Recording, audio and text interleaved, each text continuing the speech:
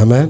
100 ரூபா கொடுத்து இதுக்கு போய் திங்ஸ் வாங்கன்னு சொன்னால் வாங்குற கடலை 110 ரூபாய்க்கு வாங்கி 10 ரூபா கடன் வச்சுட்டு வருவாங்க. கர்த்தர் ஸ்தோத்திரம்.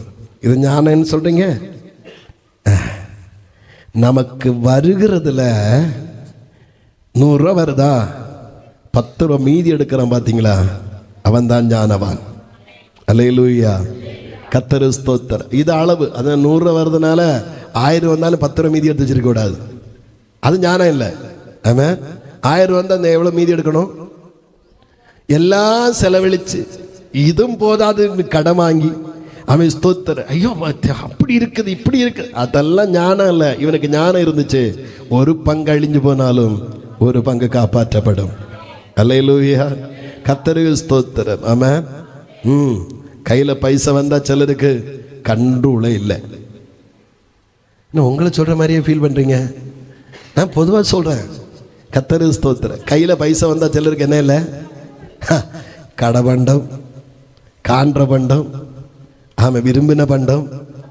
ஆமாம், ஸ்தோத்திரம். அல்லேலூயா. எப்படியும் ஒரு 10 ரூபா கடன் வராமல் நிம்மதியாக வராது. ஆமாம். அப்போ ஒன்று ஆசைப்பட்டு, அண்ணா அடுத்த வாரம் தாரேன், ஏதாவது வாய்ப்புண்டா? கர்த்தருக்கு ஸ்தோத்திரம். ஆமாம். ஞானம். தேவப்பிள்ளையே, உனக்கு வருகிற வருமானத்தில் நீ ஒரு பங்கை சேமிக்கிற பார்த்தியா, அதனால கஞ்சம் இல்லை. சிலர் கஞ்சமாக இருப்ப, அது இல்லை ஞானம். ஆமென். வேஸ்ட் இல்லாமல், தேவையில்லாத செலவு இல்லாமல் உன்னை பாதுகாக்கிற பார்த்தியா, அதான் ஞானம். 1000 வருமானம்னா 900 ரூபாய்க்குள்ள செலவை நிறுத்து. என்ன ஆமேன்னு சொல்ல மாட்டேங்கிறீங்க? இனியாவது ட்ரை பண்ணுங்கன்னு சொல்லுங்க. ஆமாம். இப்போ கூட போச்சு, 1100 200 ஆகுது. இல்லை, 900 ரூபாய்க்குள்ள நிறுத்துவேன்னு சொல்லி முடிவிடுங்க. அல்லேலூயா.